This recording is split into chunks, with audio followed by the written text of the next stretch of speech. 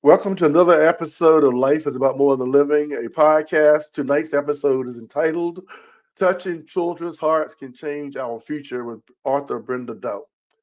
The quote for this season's episode is, "There can be no keener revelation of society's soul than the way in which it treats its children." Nelson Mandela. Uh, there's a $10 discount for trying out StreamYard. Click the link, check out StreamYard if you're a podcaster. Influencer, go live. I mean, the StreamYard, get you to claim your $10 discount. Clicking the link. Also, please support Life is About More Than Living by subscribing to it on whatever platform you listen to podcasts on, whether it be Spotify, whether it be Apple Podcasts, Google Podcasts, wherever you listen to podcasts. Please subscribe to Life is About More Than Living and be in the loop for upcoming content. Now let's welcome the author, Brenda. Brenda, welcome. Let's hope we don't have a hiccup with sound like we did earlier. No, we're not going to create that. We're going to have total. Okay. Yeah, and she's bringing good energy and pushing me to bring even better energy now.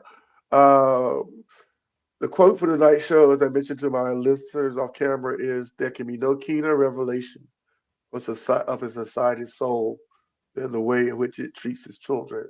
Nelson Mandela. We got a couple bullet points we're going to hit up on tonight. The importance of celebrating effort over achievement in kids. How kids, especially girls, grow up playing smaller than their true selves because of lessons from well-meaning adults. How well-meaning adults unknowingly teach kids. I'm a byproduct of that person, that environment. Knowing to teach kids to not like themselves enough. I'm living proof of that, even at the age of 63. And how children's books should be more inclusive. They're not necessarily follow that order, because the thought tonight is to stay with a theme, which is simply how can we touch children's hearts and change our future. So, Brenda Doe, I'm going to bypass with the lengthy bio that I wrote up. Please share with listeners and viewers whatever you like to say about yourself. Oh, thanks. Well, first of all, thank you for having me on the show. You're welcome. As far as the book itself, it's titled "It's Okay Not to Know." And the reason I came up with that is because I'll tell you the story itself, and then we'll go into the topics that you were talking about. Because I think a lot of your listeners can probably relate to it. A few years ago, I was visiting my little nephew and niece at their parents' house. And my little nephew at the time, he was around 8 or 9, and he was helping me put away leftovers after dinner. And when he did, he had a plastic container in his hand, and the lid wasn't on tightly. So when he was walking, he accidentally dropped it. And then when he dropped it, the leftovers flew all over the place. It was a mess all over the counter, the floors, the cabinets, the walls, all that good stuff. And when he looked at the mess, the first thing he said was, "Oh man, I'm so stupid." And he instantly saw the accident as a reflection of his self-worth, which just broke my heart. And then I was thinking, that's an interesting reaction, because his parents aren't the kind of people who would just say, "Oh, you're stupid. Why did you drop that?" They would say, "It's okay. Accidents happen. Let's clean it up." And then so that made me start wondering how he started thinking that way. So just so you know, my actual profession is a copywriter.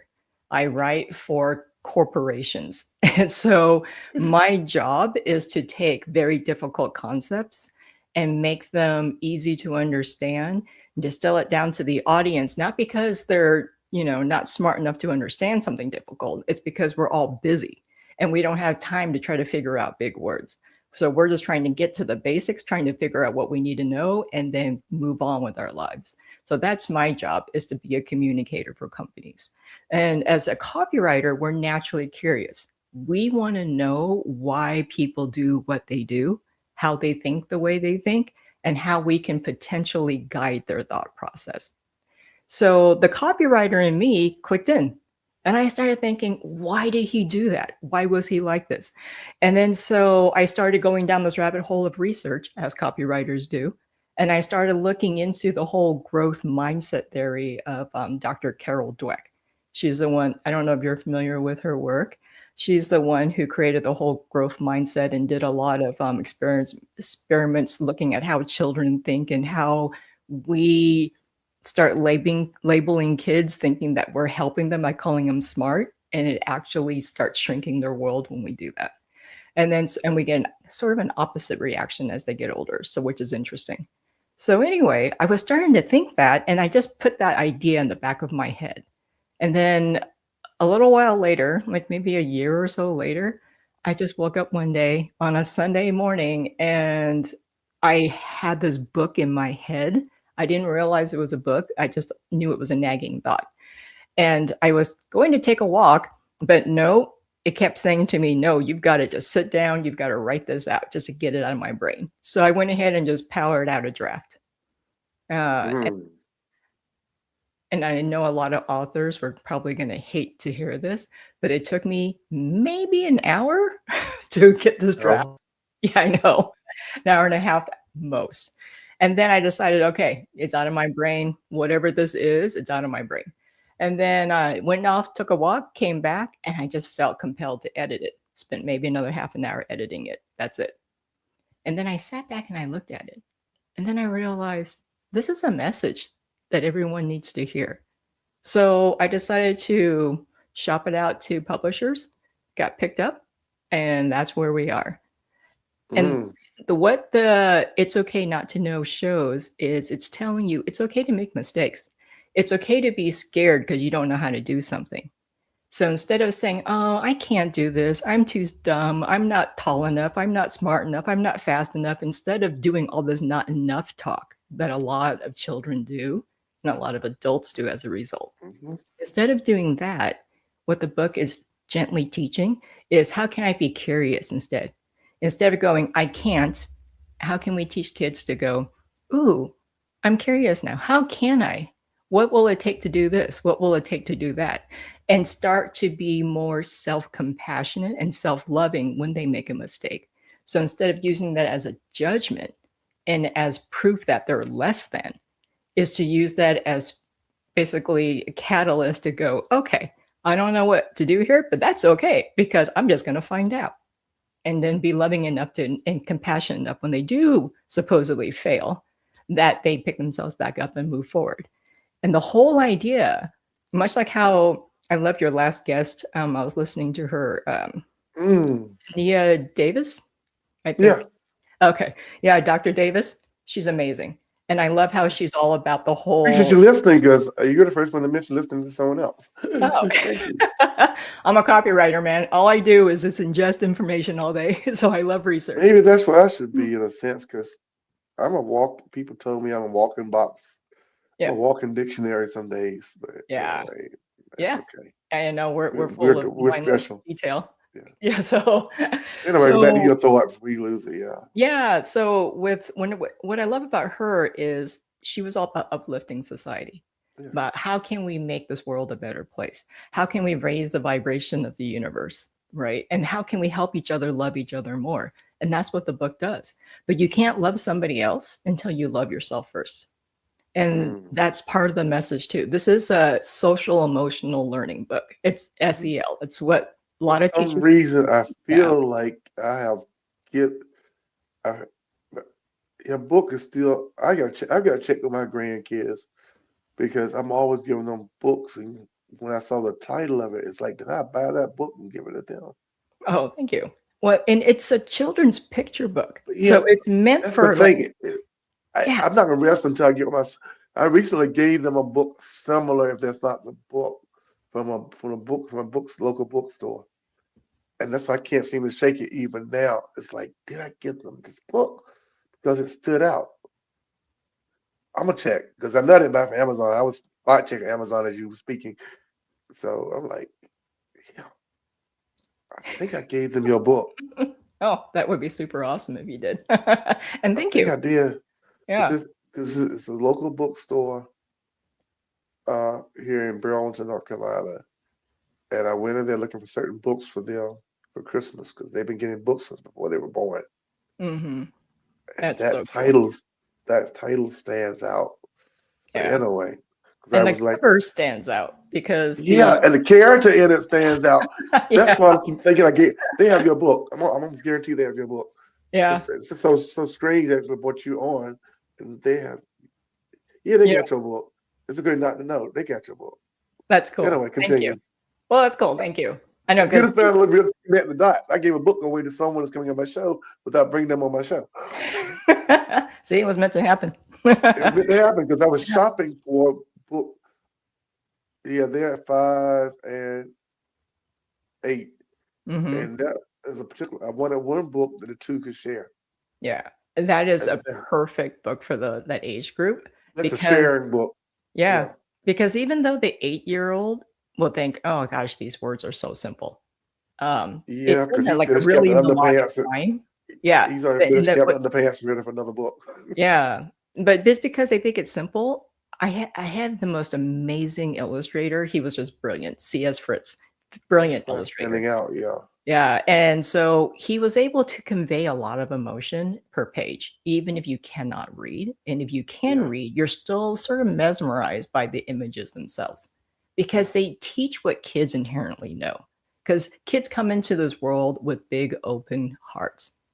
yeah, And so it's reminding them that it's within them, that big heart, and then to turn it to themselves. And once they do, to be compassionate when they see someone else have a problem and to help them out too instead of judging them.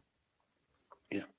Yeah. So it's Uh, all about, I mean, I'm all about raising the vibration. So that's what, yeah, usually I am. I got to do a better job of letting it translate into some other places in my life, though.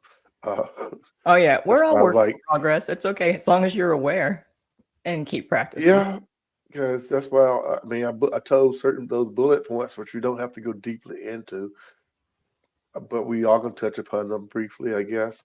I think what I really want to get on is the last one, and we probably go on to the rest of the show on that particular one. Since I think you highlighted some aspects of the other ones. Uh, children books can still be more inclusive than they are because my grandkids are in the old days it was called biracial. Uh, so inclusiveness is a big deal, especially in this day and age in our culture. What's happening since it's trying to be pushed away, but it's not going anywhere.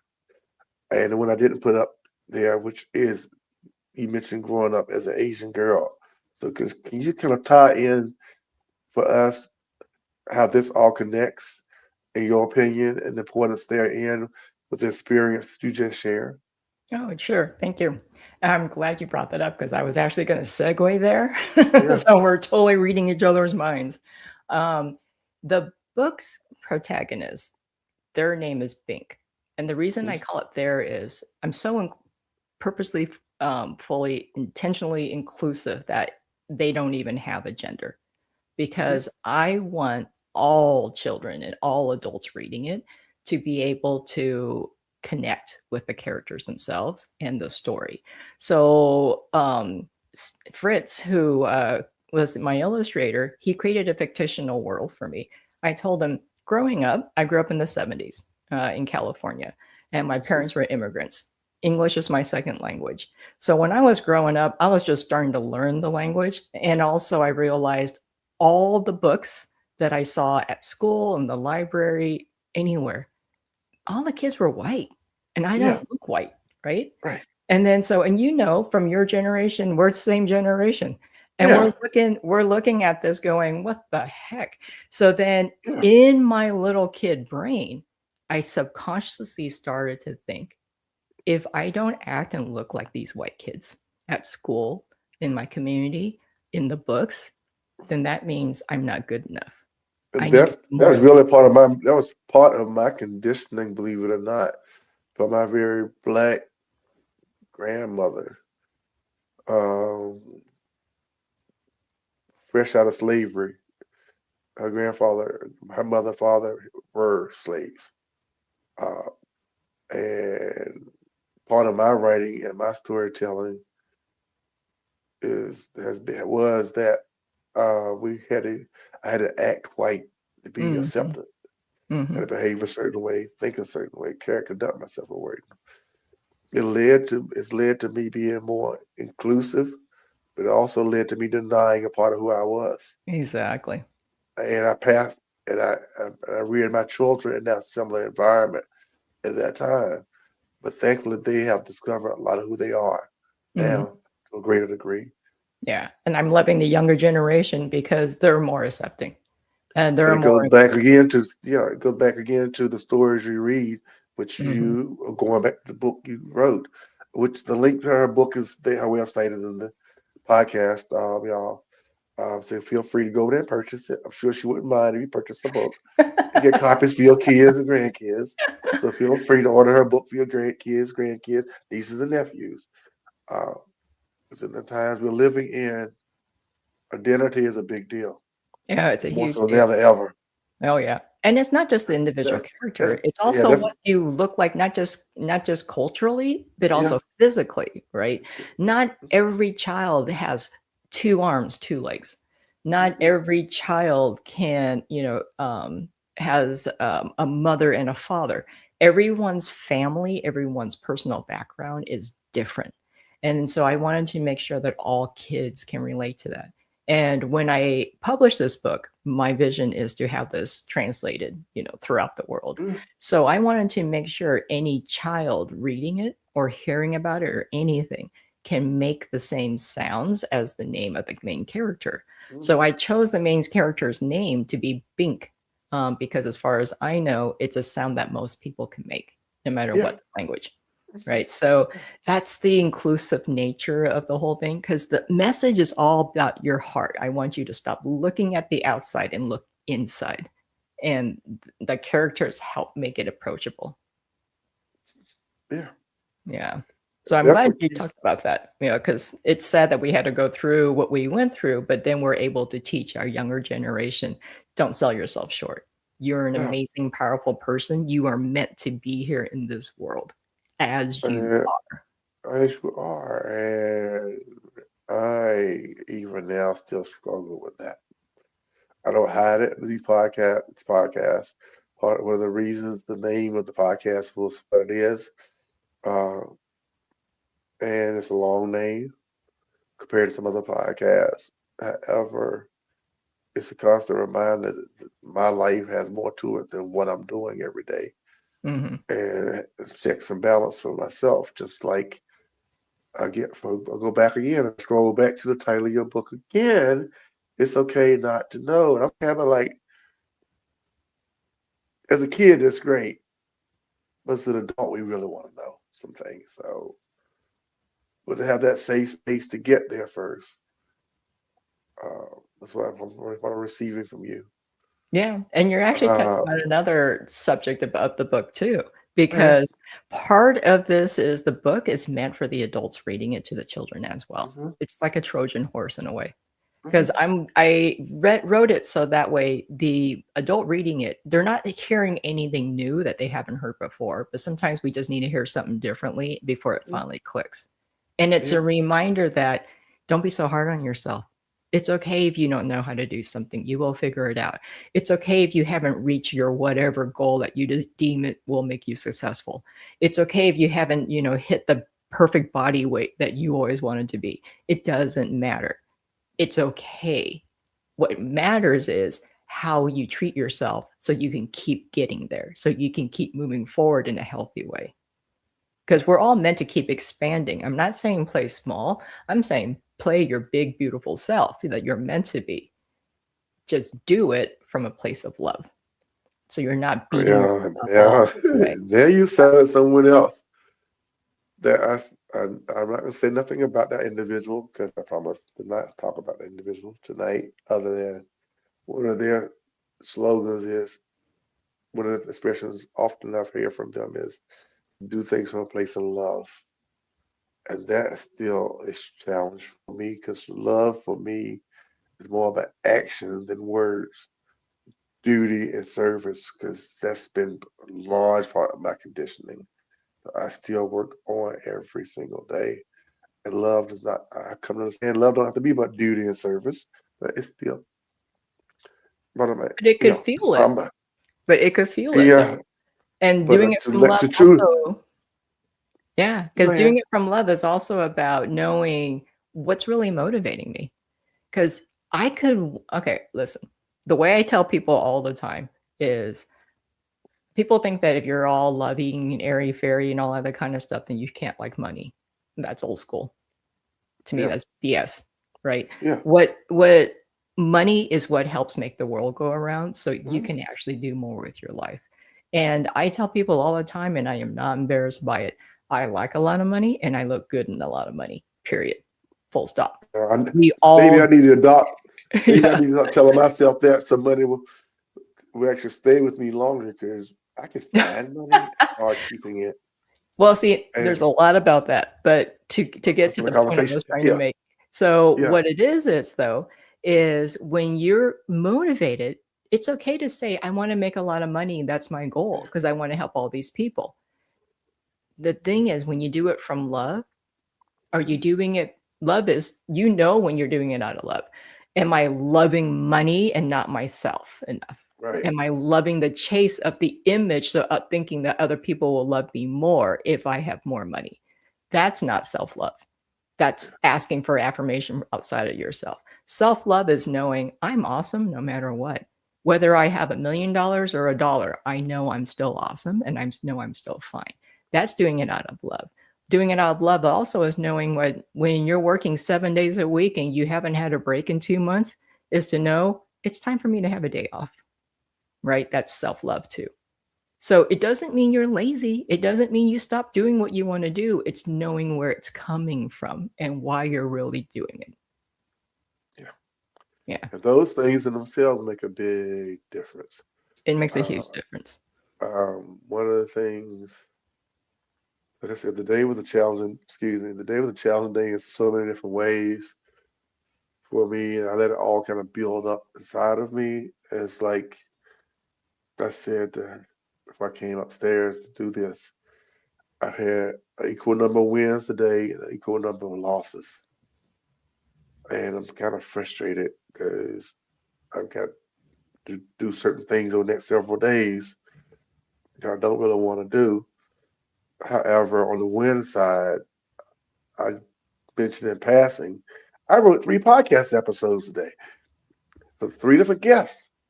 And these are the type of individuals I had planned on bringing on out the gate this year. But here I am.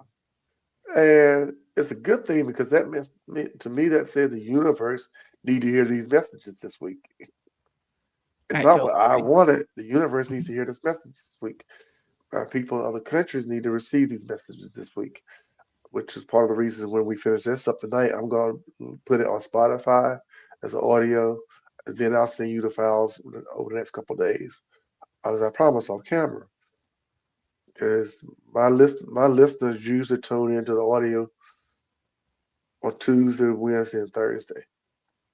And I say that because now tonight, like I said, we started on time pretty much. It's a Tuesday night, so we were right in the groove of people we tuned in and looking for this, uh, and they need to know this. And I love doing this. That's the crazy part. But that's another quote for the upcoming episode. What I Yeah. say on the show. But see, it's good you love doing it.